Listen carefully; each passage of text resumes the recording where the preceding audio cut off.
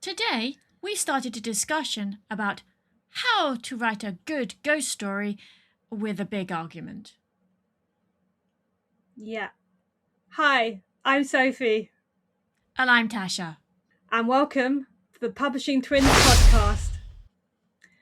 So, I think we ought to explain that, Tash. We Yeah. had a. It wasn't quite a blazing row, and we were still sat down, so it wasn't a stand-up argument, but it was quite a heated discussion, shall we say? It was, Because yes. we come at writing from very different, and I would say probably opposite directions. Yes. And fundamentally, well, I think in the end we did decide we agree on the same stuff. It's just we have this polar opposite way of going about it. Yes. Yeah, I think that's probably a good summary of what happened. I mean, we're going back to the whole pantsing versus plotting thing. Although it's a bit more extreme than that, I think it was about. We were talking about. I mean, my approach.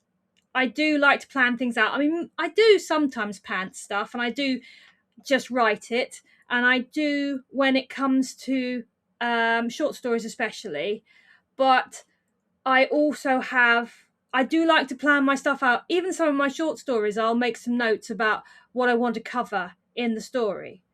I Yeah. don't just go for it. Whereas, see, I don't. Sometimes when I start writing, I literally just start anywhere in it. Now, short stories is one of the few where I actually mostly actually I write from beginning to end. But I mean, otherwise I am chaos embodied. So so we are coming from this at entirely right angles. Yeah, because I think what we decided, wasn't it, as I deal with the structure of a story when I'm thinking about it, and you deal with the elements of a story. Yeah, because I'm doing it much more of an instinctive level rather than Yeah. taking a structure and thinking I need to have all of these all this structure and all of these things in it. I'm going instinctively, and then I know what needs to be in the story just because I know what needs to be in the story. Whereas, I mean, when I'm planning, I mean, that kind of suggests that I don't know what needs to be in a story, but I do. I just like to plan that out to make sure I'm happy with what I've put in what order. Yeah, because you like to know what you're doing before you start writing, whereas I just like to get going and it falls into place, and later I come back and edit it if it needs changing. Yeah, Yeah. exactly. So, Yes. shall we actually get on to the point of the actual discussion today, which is, Yes. what do we mean by a good ghost story? Yeah, and how do you go about writing it? So, okay. There's lots of people out there who have advice on writing ghost stories. And what was really funny is whilst we were having this discussion, we Discussion. decided to Google some stuff and see what was out there. And we found one which was structurally based and one which was element based, which I think underlined exactly what we were talking about. Yeah, so, I mean, the structure one was actually, it was called The Structure of a Good Ghost Story. I think I can probably put it up in the corner as we're talking about it.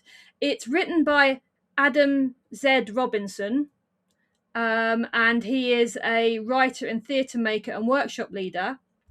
But he's got a structure, and I'll put the actual structure that he suggests up on the screen. So his structure was, he called things the setup, which is, it sets up the telling of the tale. For me, that would be kind of the introduction, or could even be the hook, possibly. We'll get to those details later. But it establishes the doubt or credibility of the story. How are you coming into it as well? I mean, your narrator, well, if they're a reliable narrator, that is, what are they trying to suggest about the reliability of, well, ghosts in this case, and that kind of thing? And it does sometimes do some foreshadowing, but that's not compulsory either. So that's kind of the setup. And then he's talked about the arrival. For me, I instantly thought about someone walking into a haunted house for this one. Or a group Literal of people arrival. walking into it. Yeah. But it doesn't have to be people to a place. It can be a thing arriving, or it can even be a person arriving, becoming part of a group or something like that. It's any kind of this is happening now and it's new. Yeah, and this is the makeup as well. You could have these things in different orders as well. So the arrival could be before the setup if you wanted it to be. It could be your little teaser and stuff at the beginning of the story. But then you've got, I think compulsory is the encounter.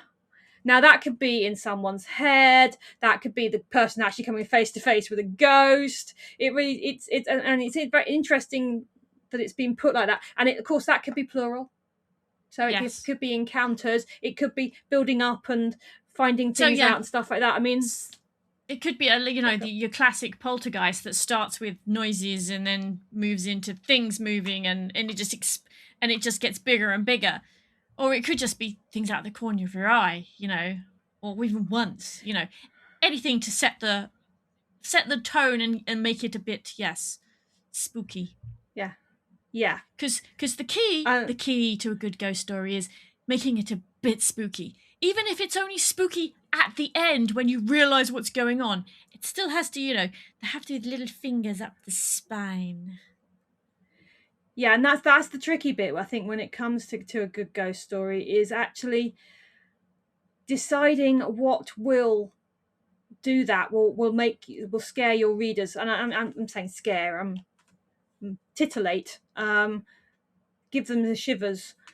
It depends on what you're doing with a ghost story. If you're writing true horror, as in really hard horror, that can be really horrendous stuff. But my kind of ghost stories tend to be not cozy ghost stories. They're not like cozy mysteries where everything's safe and easy, but they do tend to be. I have a kind of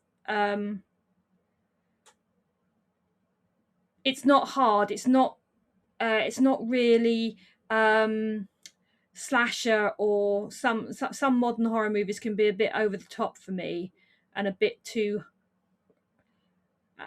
callous. I have to say, there's one that is actually meant to be a brilliant movie, which is now is it Send Me to Hell? Yes. It's meant to be. Sam Raimi, isn't it? It's meant to be a fantastic movie. I noped out because she killed a kitten. That's a no-no. That's a no-no. There are certain rules for me, and that was a no-no. No, don't touch the pets. No, don't touch the pets. Isn't there a website or something? Does the dog survive? Does the dog die? No, it's called Does the Dog Die? And you can actually go and check to see if your movie, if the movie you want to watch, if the pet survives. I think that's a very good idea. Stephen King's Pet Cemetery. I don't like that, because it starts with animals dying, and that's just no. I'm sorry, no, not going there. You can do what you like to humans in my stories, but you can't do anything to animals. They're defenseless. You don't do things to animals. We're not having animal abuse in our stories. Nope. No. Anyway, yeah. So that's encounters and stuff like that. So that's an important thing for this structure. But also then there's a denouement, which if anyone who knows a lot about Agatha Christie and her crime fiction, there's always a denouement in her crime fiction where everyone gets together and things get sorted. I don't think that's quite the same kind of denouement actually that he's talking about. But it's the fates. It's sorting out the fate of the ghost and the fate of the people involved as well who found the ghost. And because hopefully you set the tone of your story at the beginning, so you're not going to shock anyone with what happens. It's like when you're watching Japanese horror, the ghost is out to get you. Yeah, everybody's gonna die. If you're watching Japanese ghost story, there's no way of stopping the ghosts. It's not like Western ghost stories where there's a loophole. Japanese ghost stories, no, there's never a loophole. It's like they're toast. So you're watching it for the horror, but you're watching it to find out how, basically, most of the time. Yeah. Things like The Grudge. It's like don't expect people to make it out of there, because it's No. there's a very, very slim chance that anybody is making it to the end credits. Whereas Yeah. I mean, you in can the really learn stuff from Japanese horror though, because like The Grudge, they actually didn't have a big budget for that movie, and it was literally actors in white. They painted white faces, and they were painted as ghosts, and it was the sound that went with them. yes, And that's what you think about. It's when you're writing your story and you want to make it spooky, don't just think about what people are seeing. What are they think hearing? what are they What are they smelling?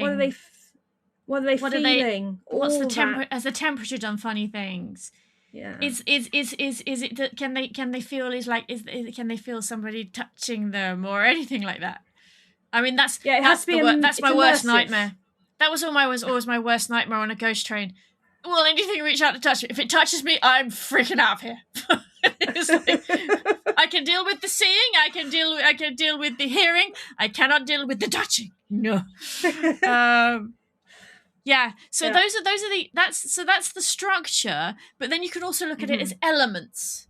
So it's like I've got an article here written in 2022 by Rain Hall.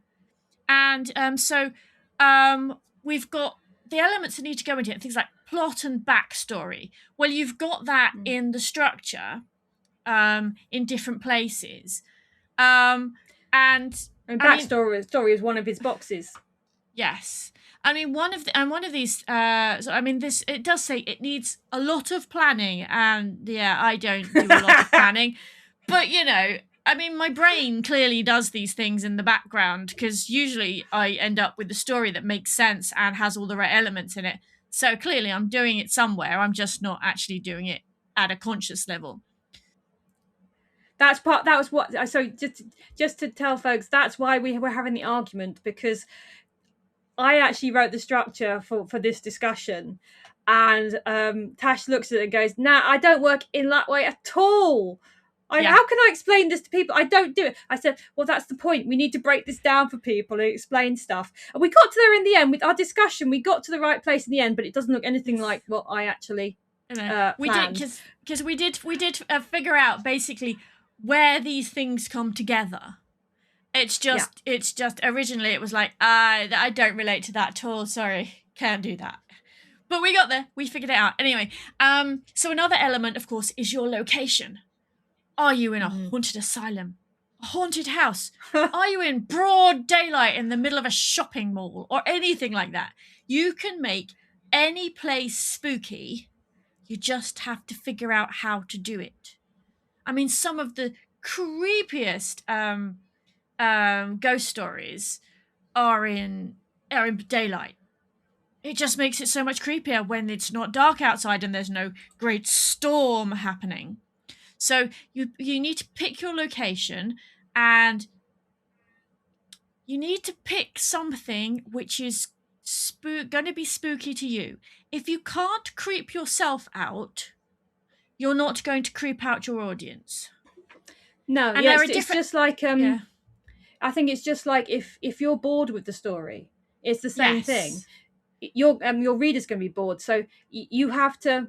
I mean, I did freak myself out when I was writing the Burning Web, because I was writing a spooky bit. He was the main protagonist, was all alone upstairs in the spooky house, and I was alone in this house, which I know really well. It's not a spooky house, but something moved upstairs, and I scared myself. I turned all the lights on. I stopped writing because I just couldn't do any more that day. I had to wait till people came back, and I It's wasn't like alone anymore. I'm not allowed to watch YouTube videos about ghosts, watch any ghostly movies, or write ghost stories when my husband's away on business. Because that way, it lies madness, frankly. I'll just be lying there all night with the lights on going, shouldn't have read that. So I'm not allowed to do any of that whilst he's away. Although now we have a kitty again now. It's cats are very, very useful for blaming all the odd noises on. I do remember Yes. seeing Oh, yeah. seeing a meme going around where saying that cat owners can't really, the ghosts must be having a terrible time because cat owners just go, oh, it's just a cat. And this ghost is working really hard to make spooky noises. Yeah, except when the cat just sits there and stares into a corner for 10 minutes at a time. Yes, there is that, yes. Yes, when the cat just stares into space and appears to be looking at something rather than just staring off into the distance, looking at something, and it's like, there's nothing there. Oh no. Oh dear. Yeah, that's very creepy. That's a good one to use in a story, actually. That's great, because it's another creepy thing. And as we're talking about creepy things, that's another element. You've got to get your creepy, spooky effects into your ghost story. Now, it can be perfectly ordinary things can be spooky. I mean, if it's different, if it's unexpected, yeah, or if it's it's got to be it's got to not quite fit. If it doesn't quite fit, you can make it spooky. Yeah, because I remember in, some of the most effective stuff for me, I watch quite a lot of horror, and I watch slasher sometimes and things, but actually for me, the creepiest stuff is if something is slightly moving in the background on stuff. I mean, the Haunting of Hill House, the modern version, I'll put a link in somewhere. That is fantastic because they actually have characters in the background of lots of those shots for you to find. It's terrifying because you've got instincts. I mean, even if you haven't seen them on screen because your screen's not big enough, or you can feel them. It gives you a tension that it's terrifying. It's brilliantly done. The Modern Woman in Black does that well, the one with Daniel Radcliffe. Because she just appears in the background occasionally. And that is just, it's like, oh yeah, that's not good. And it's I mean, because movies use a lot of jump scares, and you can do jump scares in writing as well. But sometimes less is more. So sometimes it's what you don't see, especially in writing. Sometimes it's what you don't see. It's what you feel. And sometimes it's what you do. It's what you do see, especially in movies. It's what you do see, but what isn't interacting with anything else. It's just there. I mean, sometimes you want your ghost leaping out of The Conjuring, where the female ghost is on top of the wood. Oh yeah. Yeah. Oh, that's freaky.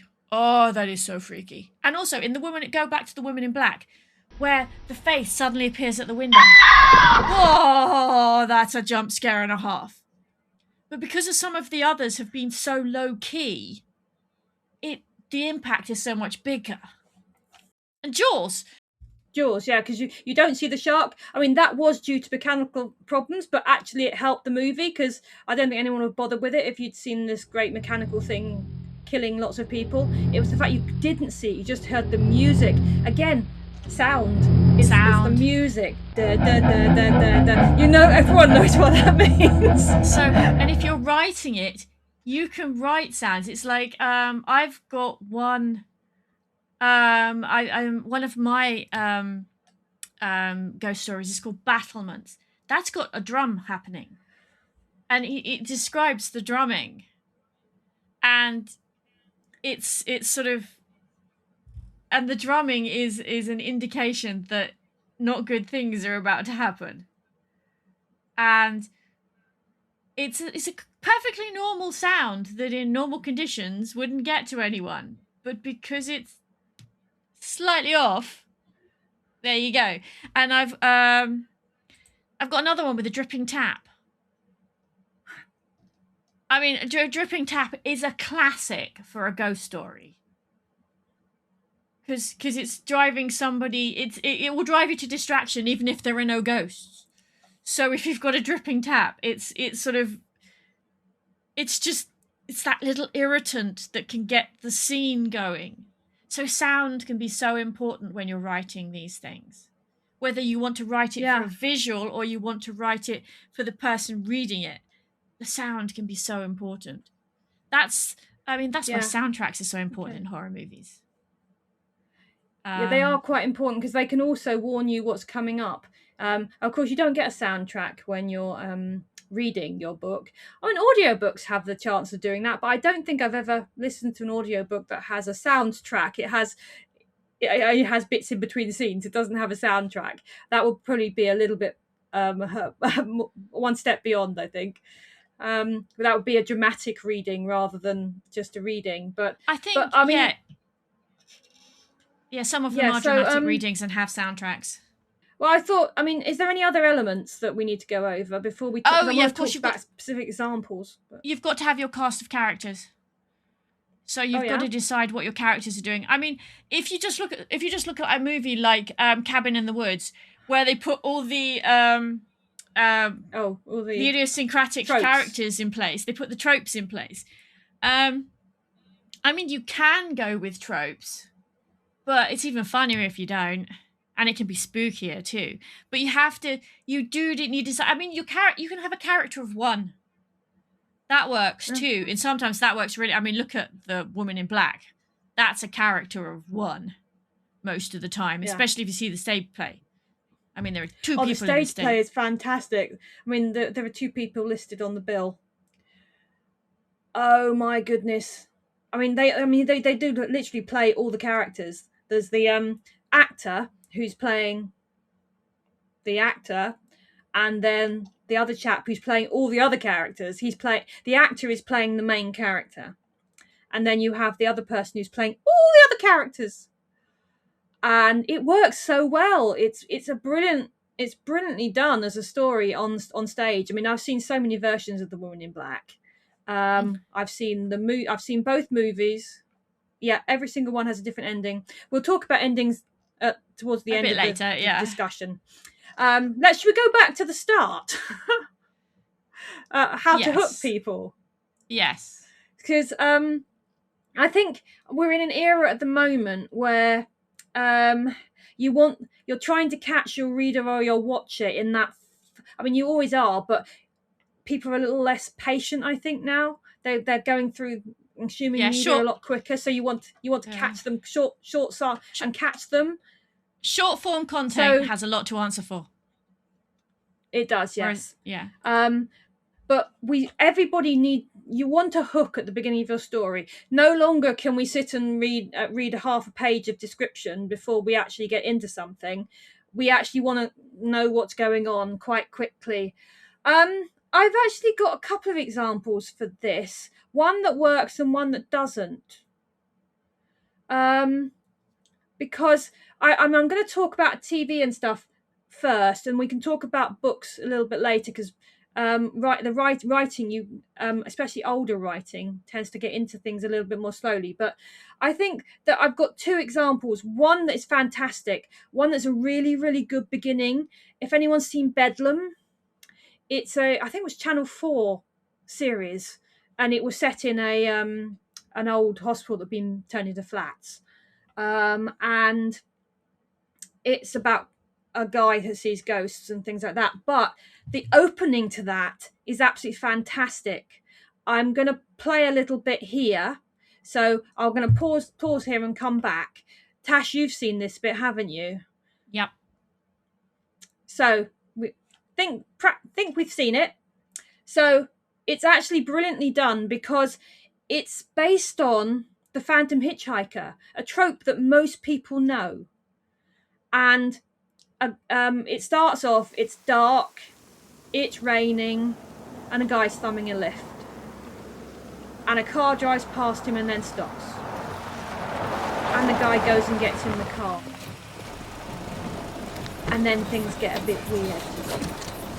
The conversation is not exactly friendly, actually. It's a little bit hostile. The driver is trying to be friendly, but the other guy is a bit offish, like most Phantom Hitchhikers are. And then there is a fabulous twist in what actually happens. I'm not going to say, because I'm not going to ruin the start of that series. I'll put the link in the description. I recommend you go watch it. It is brilliantly done. It sets the scene for both the main character, who's the guy that sees ghosts, and the feel of the show. It gives you a feel to what's going to be happening, and it's a perfect scene set and a perfect hook. You want to know what's going to happen next, because then of course it goes to the titles, and you want to sit through the titles and get to the next bit. Brilliantly done. Just how to do it. And there's another one that is terrible for making you want to watch the movie.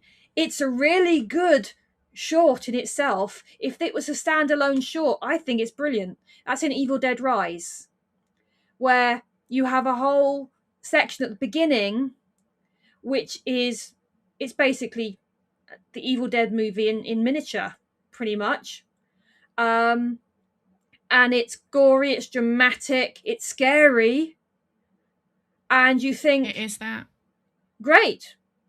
But I spent the rest of the movie wondering how that was going to link to what was happening in the rest of the movie, and it didn't.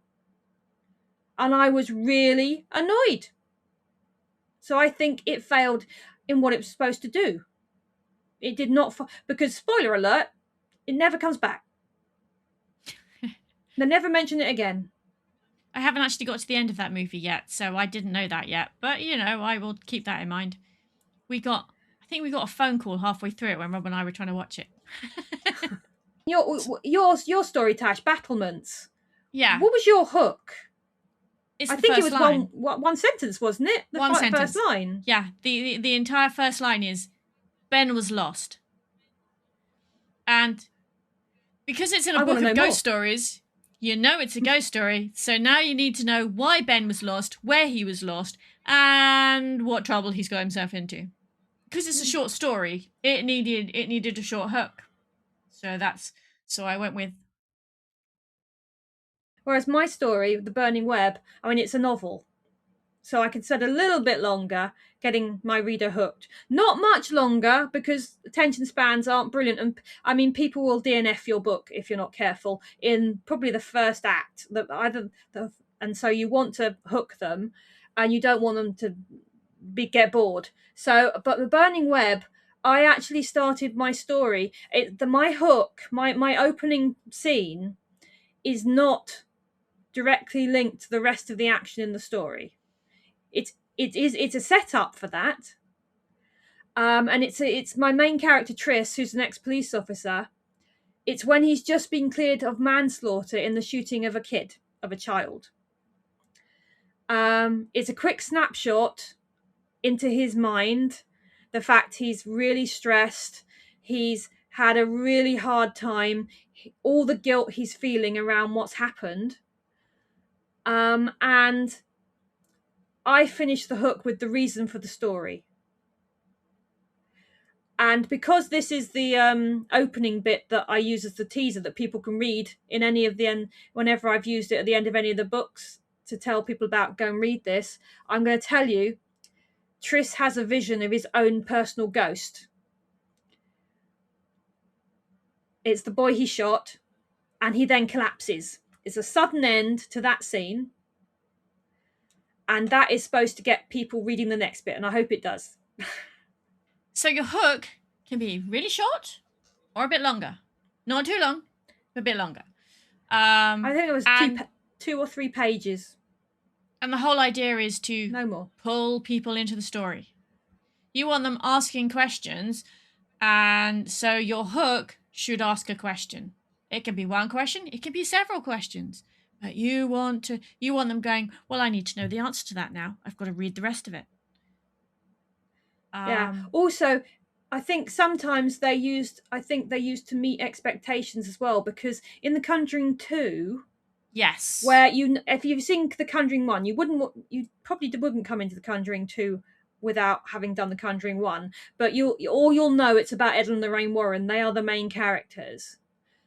They actually open The Conjuring 2, which is actually about the Enfield poltergeist, with Amityville. Because Ed and Lorraine were looking into Amityville, and but then you go into the new characters, which are the characters in Enfield, and Ed and Lorraine aren't in it for a while, but you know they're going to be in it because you've already seen them. So that's already you've been given the familiar characters, so you know that you've got a lead in. I mean, it's like the hooks that really annoy me is where they take characters from the first movie, have them in the beginning of the second movie, and then kill them off in the hook. That really annoys me because it does the opposite of what I wanted. Because if you just left them out, okay, but if you bring them straight in and just kill them straight away, I'm gonna be annoyed with you. Because I think it's like the same situation as when you've got the final girl in horror. It's that's a trope.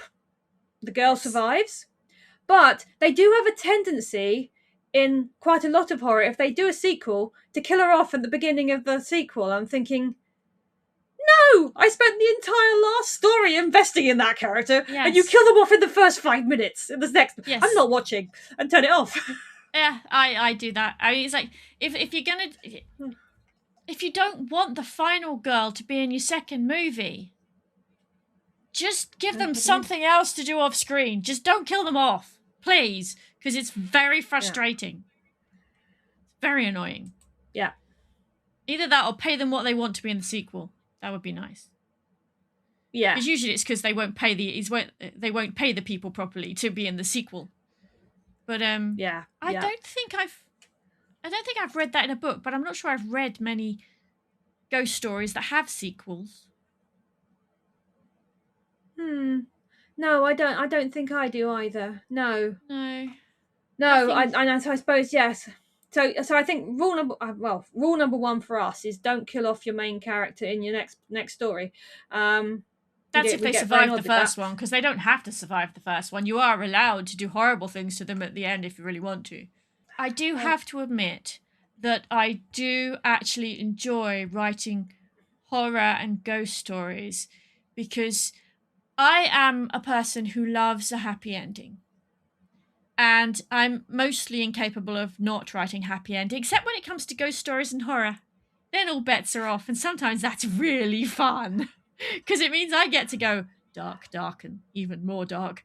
And that just can be liberating. Yeah, it is quite interesting to write the ending. We'll talk about endings again later, Tash. Yeah, okay, I'm sorry.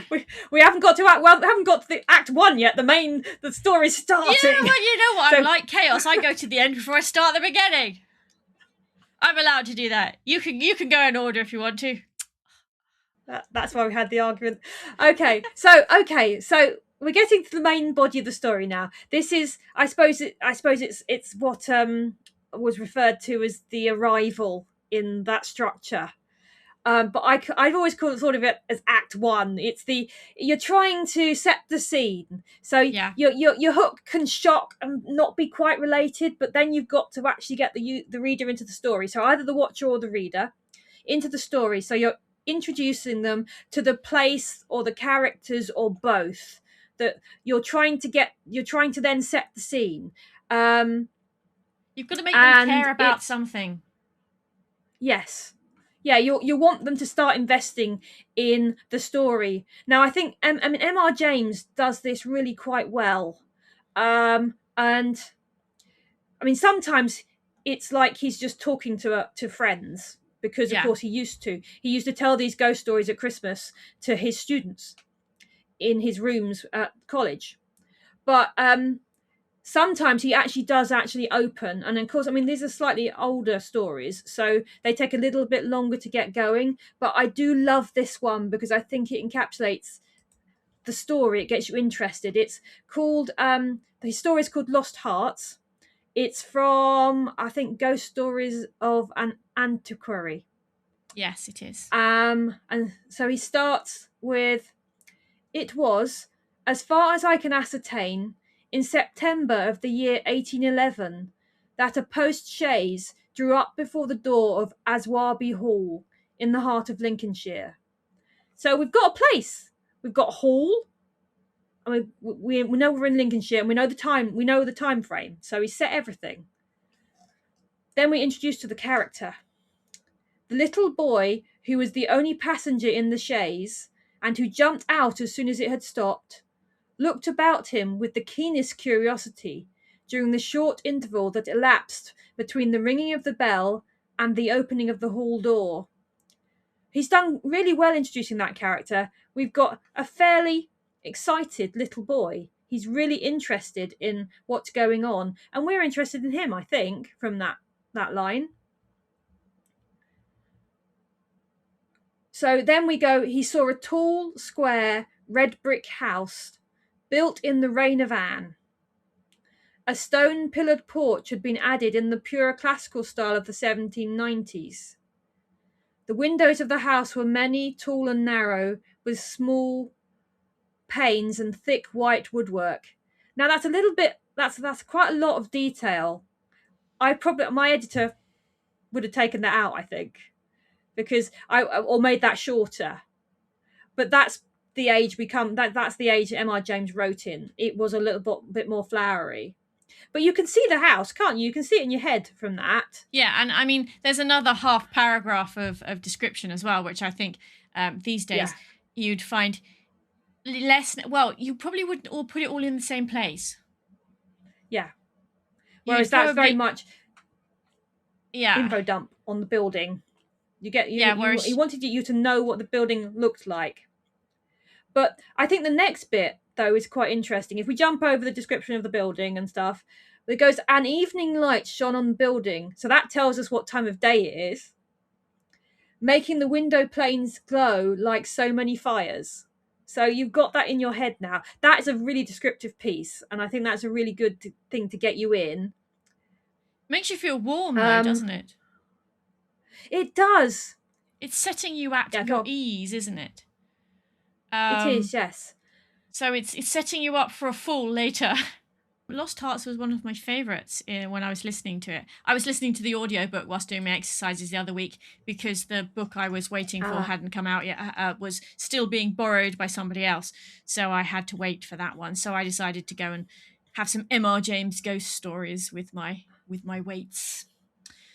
I do like a good M.R. James story. They did a lot of adaptations of them for Christmas.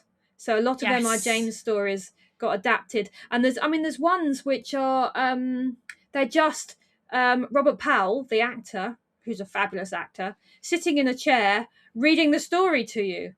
Yes, and they are just you are so enthralled because M.R. James is such a good writer. He really sets the scene for you, and if you read the rest of that, you'd be well into the story. But of course, it's not just books. So film and TV. I always think of how Salem's Lot starts with Ben driving into town. You've got a hook before that, but then you've got Ben driving into town and you see the setup of the whole town. And then you've got another Stephen King. You've got Rose Red. Because Rose Red was actually the only thing I think Stephen King wrote the not stage play, the screenplay for that. And he hasn't. It's not based on a book. No, it's the only it's not an adaptation of one of his books. He wrote it for television, and it is beautifully structured. It's a mini series, by the way. It's made in the 90s. I think it was the 90s. It's set in 1991. So this is how Wikipedia describes Rose Red. Dr. Joyce Reardon, an unorthodox university psychology professor, leads a team of psychics to the massive and antiquated Seattle mansion known as Rose Red in an attempt to record data that would constitute scientific proof of paranormal phenomena. The mansion is publicly thought to be haunted, as at least 23 people have either disappeared or died there, and the interior of the house appears to change or increase in size, yet only from the inside. Reardon's team awakens the evil spirit possessing the house, leading to several deaths and the revelation of the mansion's deadly secrets. Which all sounds a bit melodramatic, but it's a really brilliant miniseries. Yeah, I mean it's 3 episodes, and it's I can sit and watch them all. But the reason we've got it here because starting the story. because it's got 3 episodes, it does take a little while to get into things. But its first act, which I do literally go 1, 2, 3 with those. I think the first episode is very much introducing everything and everybody and setting the scene, and I think it does a really, really good job. I mean, first of all, Joyce is your protagonist in this story. It introduces her. It gives you a sympathetic edge to her. You like her.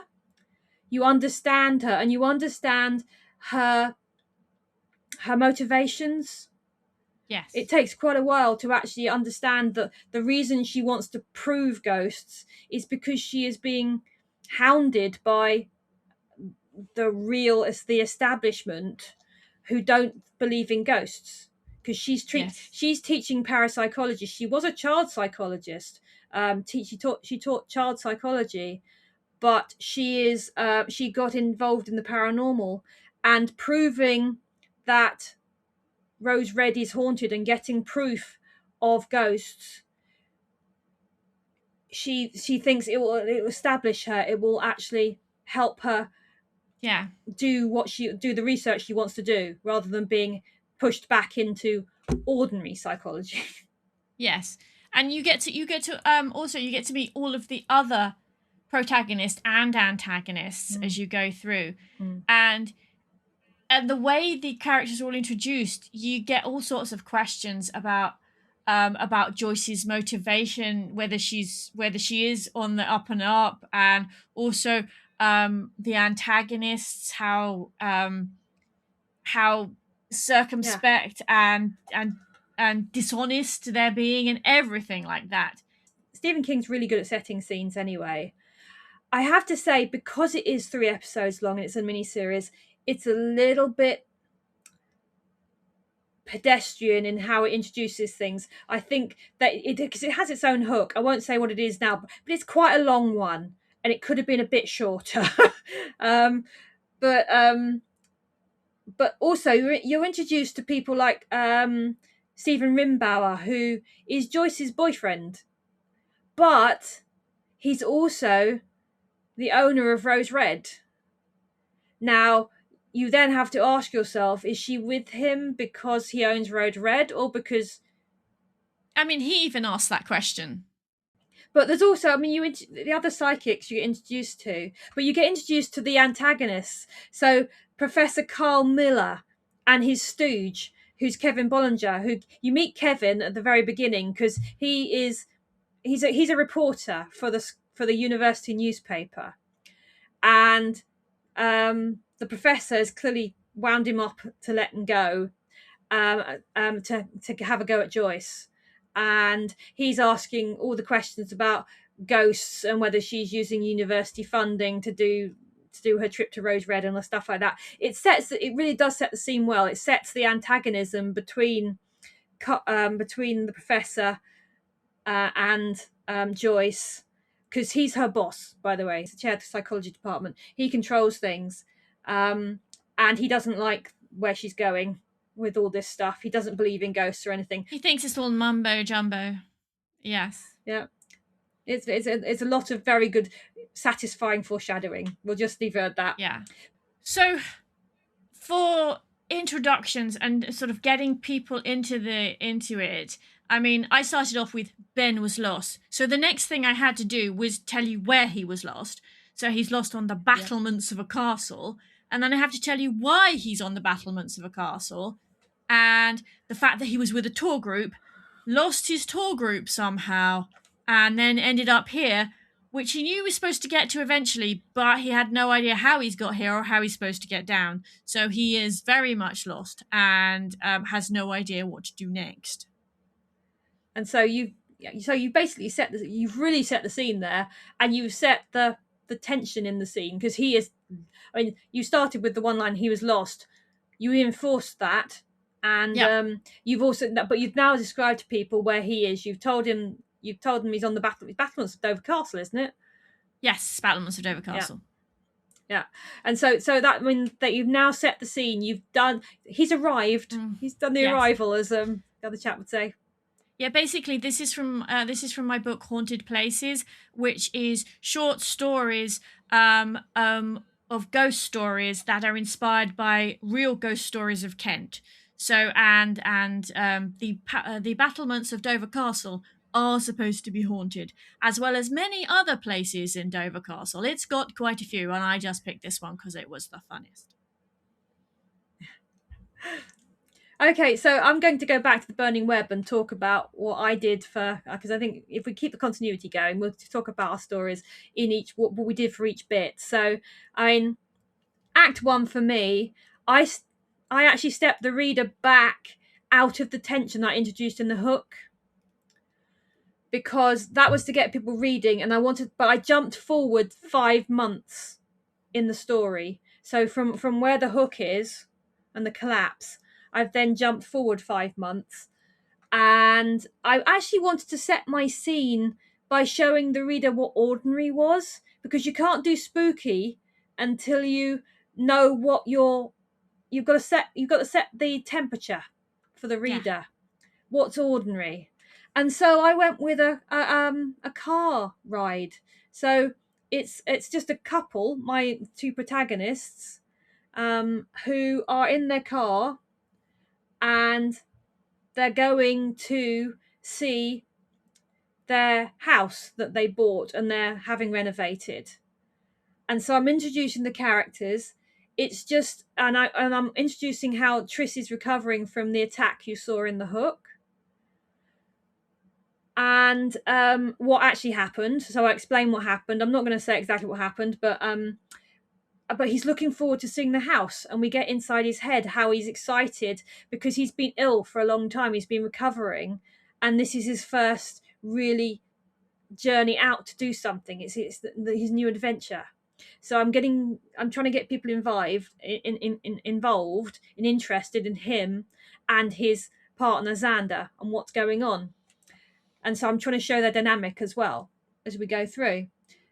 Because, I mean, I mentioned this earlier, Act 1 is where your reader might do not finish you, DNF you, as if they aren't hooked and you can't keep them going. So Act 1 is important. You are laying down the groundwork, but you want them to be interested in your characters and your places. Yeah. And you want to start laying the trails of what's happening. So, I mean, sometimes you have a little bit of foreshadowing and things like that. Yeah. I mean, and if you're talking, I mean, mine's a short story where Soph's is a novella. And you want to keep people reading.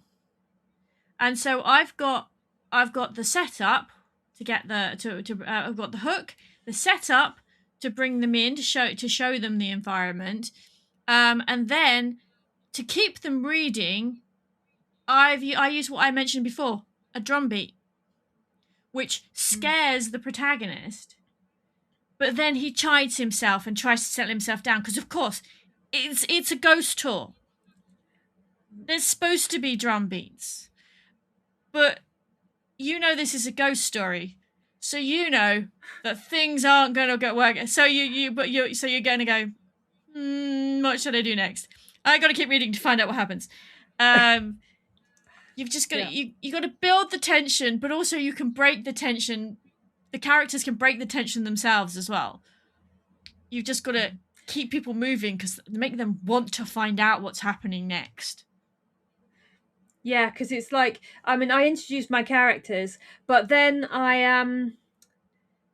in my first act, I'm carrying on. I'd actually take them into the house. So you're finding out that it's a 3-story old country mansion that they've bought and are doing up, and it's a complete building site because it's still being done. So, and I introduce people in that, but I also want to introduce people in the way, because it's a building site, we have difficulty moving around it, and of course Triss, who is walking with a cane because he's partially disabled because of what happened, and so Xander is then trying to look after him, and he's quite worried because it's the first time they've really been out anywhere significant since he was ill. And so I'm trying to set that dynamic and keep people interested with that dynamic, while also having something spooky happen, because of course you need a little bit of spooky stuff, which also then sets some tension, because Tris doesn't tell Xander about it because he wants to carry on with visiting the house. And so you've got a little bit of character tension there as well. And so that's kind of act one. So a little bit of spook, doesn't have to be too much spook, but you want to keep people aware that it's a ghost story. Yep, I had a solitary drum beat. Yeah, there we go. So then, of course, we've got to get on to Act 2. Yep. Which is... So people, they've got to Act 2. You've probably got them now. Fingers crossed. Yes. So this is the middle bit. Yeah, you've got to continue, and you've got to build the plot and build the tension and make it... I mean, you might be making it creepy. If it's a creepy ghost story at this point, you'll be making it creepier every time. And usually, the way you do that is things escalate sometimes very slowly. And so if you're talking about The Conjuring, that does not escalate slowly, because you go from a bedclothes moving, or I think there was when there clicks as well, or something going on. And then suddenly there's somebody on the wardrobe. So, that's an example of not escalating slowly. But then you've got other things that can, like if you've got Poltergeist, for example, that escalates slowly. You've got the TV, and because they're not even scared, are they, at the beginning? No, because she has the little girl pulled along in the kitchen. Yeah, with the football helmet on. Yeah. So that escalates very slowly, and it isn't until the portal opens in the bedroom that you've got really bad things going down. Yeah, because another one that's really actually quite good for keeping it going is The Others with Nicole Kidman. Oh, that is very freaky. It's a really, really good movie. It's freaky the whole way through, because it's set on Jersey just after the war, and they're in this big old house, and there's fog everywhere. Yeah, that's it. There's fog around the entire house, and of course it's dark all the time because the curtains have to be closed all the time because of the children's disability. They're photosensitive. Yeah.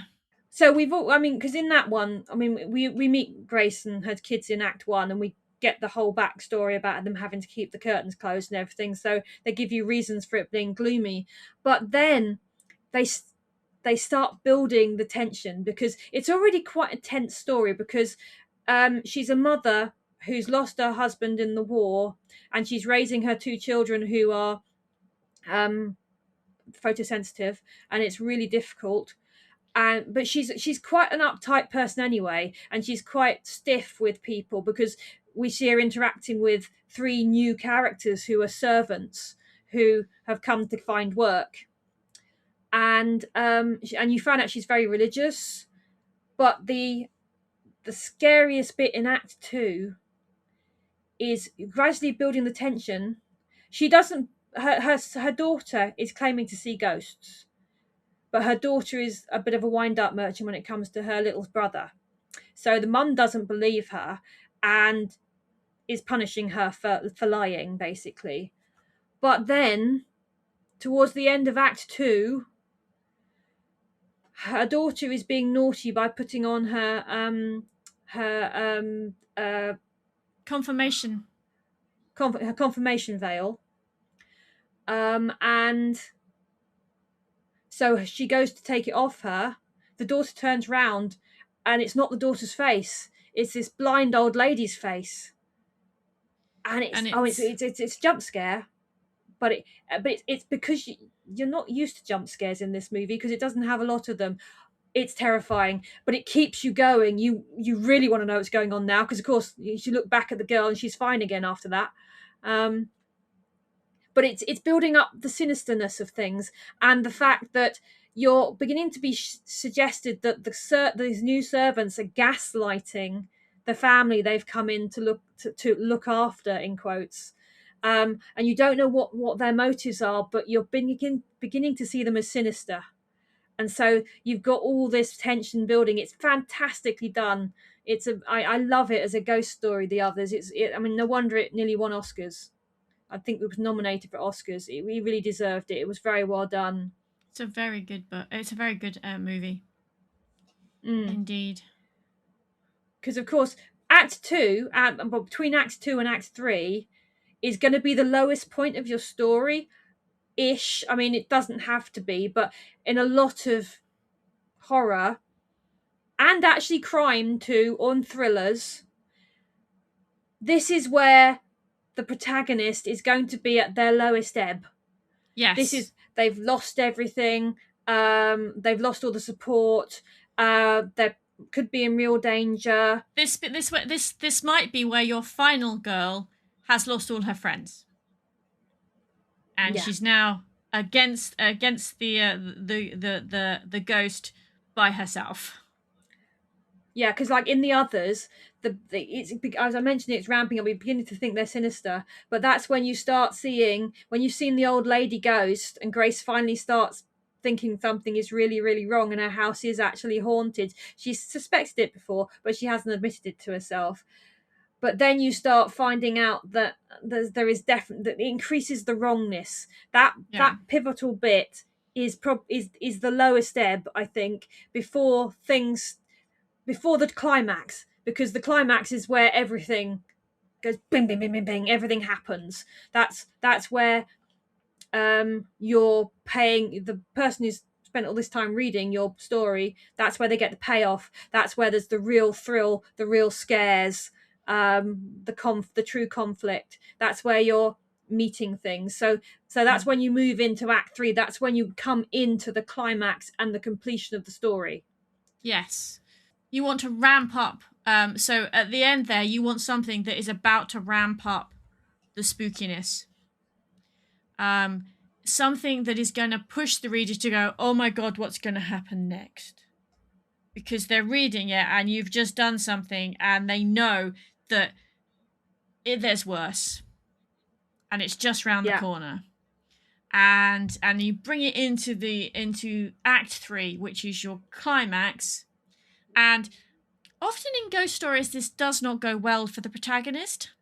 I mean, you do have ghost stories where you've got the big climax and everything is going terribly, terribly, but then the hero comes through it, and that's your completion.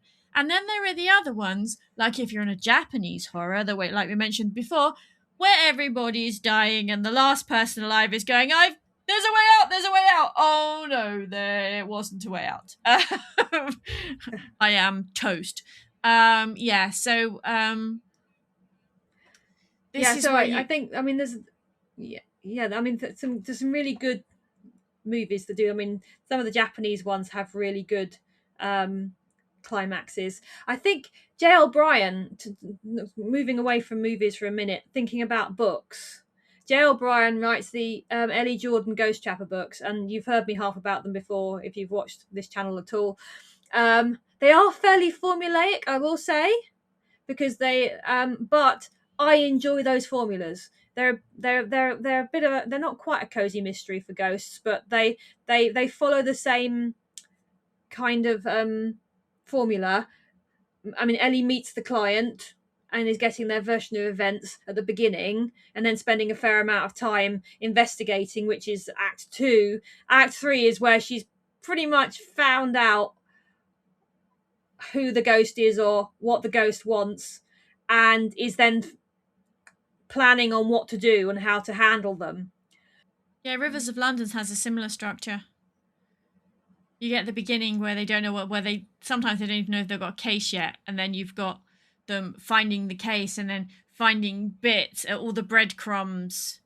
It's like mysteries, and the same way with your normal ghost story. Yeah, because I mean, I will say the Ellie Jordan Ghost Trapper books are mysteries with ghosts, so they are written like a mystery. And she's finding out about the ghosts and things. And in that third act, J.L. Bryan does tend to really go for it. I mean, you do want to put your, you don't have to do this, but it doesn't have to be a physical peril, but you want a bit of thrill and peril and stuff like that, or scares to keep them, because you're well, if your reader's expecting that, so that's what you're trying to give them. I mean, if you aren't, I'm not sure what ghost story you're writing. It could be a much more literary, maybe. Or it could be part of the ghost story where you don't actually know it's a ghost story until the end. Yes. But you've got to get, but you do have to do a bit of foreshadowing, even if you're writing one of those, because you need to drop the breadcrumbs, and the climax is usually where they figure it out. It's where, I mean, that structure which was saying where you get the fate of the ghosts and stuff like that. This is where the fates are all sorted out. This is where he called it the denouement, didn't he? Yeah. But I think it's a bit more than the denouement, because Act 3 is it's doing all the payoffs. So it's where you find out who the good guys are, who the bad guys are. You're finding everything out. I mean, yes, some things don't give you all the information. You have to work it out for yourself. But others of them, I mean, classic horror, things like, now, is it The Haunting of Hill House? It's the modern one, the 1990s version. You mean The Haunting? Just called The Haunting. No, I don't mean that one. Yeah, I don't mean The Haunting, but yeah, that'll do. The Haunting is, I mean, it's very melodramatic. But you find out all the information about Hugh Crane and about the children and about the house, and Eleanor comes into her own. None of which is in the book. But it's a very dramatic ending. Yes. Where they got to use CGI, so they were happy. Oh my goodness, really bad CGI. Well, yeah, it was the 90s. Yeah. Yeah.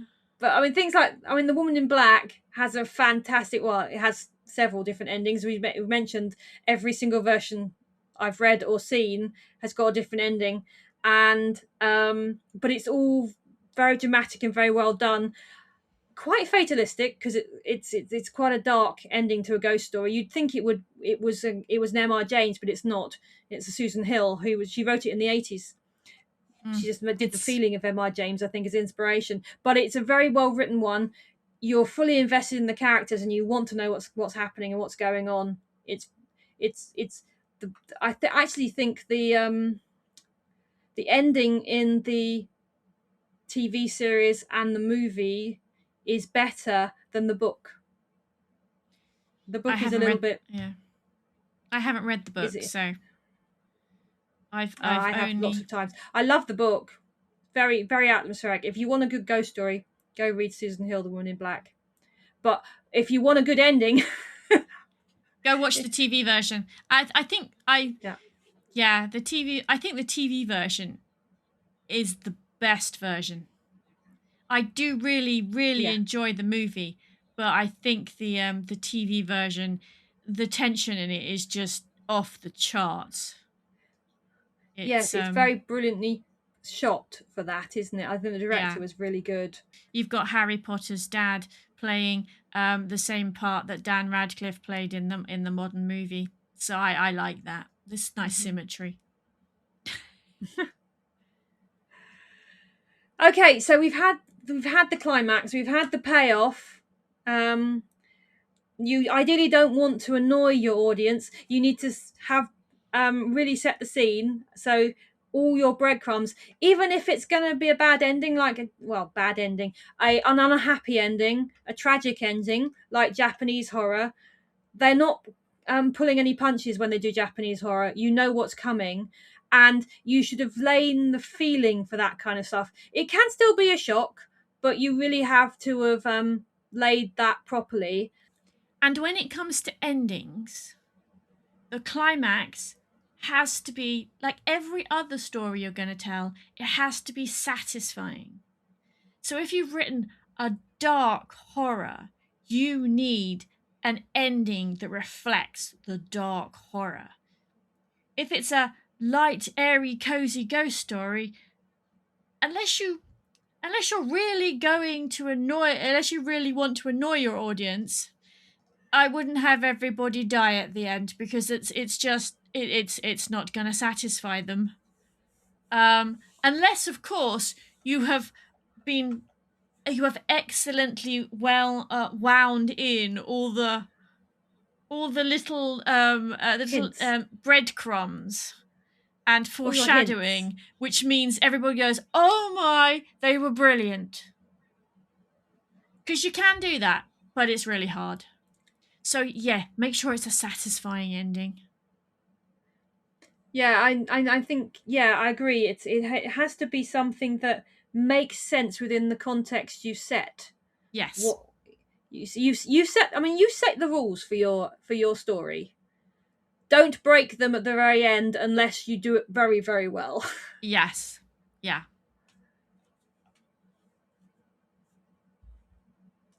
But Yeah. then once you've finished it, you get a chance to write an epilogue as well. Some movies and some books have epilogues, and of course some don't. If your ghost story ends up with everybody dying, which is a possibility, you have the choice where, because you can't go on with the same characters because they're all toast, but you can do an epilogue that either it starts again, so you see the new people coming to the same situation, or you don't have to have an epilogue. You can just stop it. Although actually there is actually a really, really good one, really good epilogue. I love this. It's in Fright Night, and Oh it's yes. literally 30 seconds long. Fright Night, this, I'm talking about the original Fright Night here, the 1980s Fright Night, not the remake. At the very end of that, you see Charlie Brewster and I can't remember what his girlfriend's name is. Oh, that's Amy. awful. Amy. Yes, sorry. Amy. And Amy. They're kind of watching telly together and snogging because they're teenagers. But then it casts away from Charlie's bed to the window, and I'm going to play it. I'm going to play it here.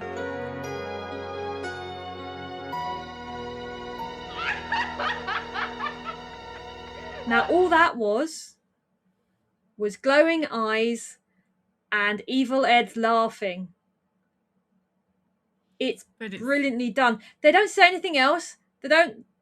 It's not meant to do anything. It's just made to make you think, oh, what's going to happen next? And all the danger's not gone. Yeah. Yeah. And the thing is, there is a sequel, but it has absolutely nothing to do with that shot. But never mind. Yeah. But on a lot of horror movies, this is a trope in horror movies. Oh, it's not quite done. It's like the end of Rose Red. You see all the ghosts in the house, so the ghosts are still there. The cycle continues. I mean, but you don't have to be like that with the epilogue. When I did The Burning Web, I had an epilogue in my story, but it's because it's the first story in a series, and so I wanted to re-establish with people what's going to be happening afterwards, so they want to read the next story. So I wanted to finish and tell people what's going to happen to the house, but also the fact that Triss carries on seeing ghosts. That's not going to change because that's part of the premise for the stories. And that he sees another ghost whilst we're talking about what's happening to the house. I'm not going to tell you who that ghost is. This establishes that Triss is still seeing ghosts, because that's going to be a major. Well, that's why it's called the Haunted Mind series. And I'm not going to say no more about that because I want you to go read it. Please, come on, go read that. It's not a quick read, but it's not a short story. So come on, it's called The Burning Web. You'll really enjoy it, I promise. Please come read. Please, please, please. And as for battlements, which is in the book Haunted Places, I'm not going to tell you if that has an epilogue or not, because that would give away too much. You just have to go and read it, so you know. Yeah, it's quite tricky talking about epilogues. You don't want to give away the whole plot, the whole thing. No. So I'm not telling you whether it has an epilogue or not. You just have to go read it. In summary, then, whether you're talking about the elements of a ghost story or the structure of a ghost story, you need to hook your people in. Yep. Build the tension and build the spookiness.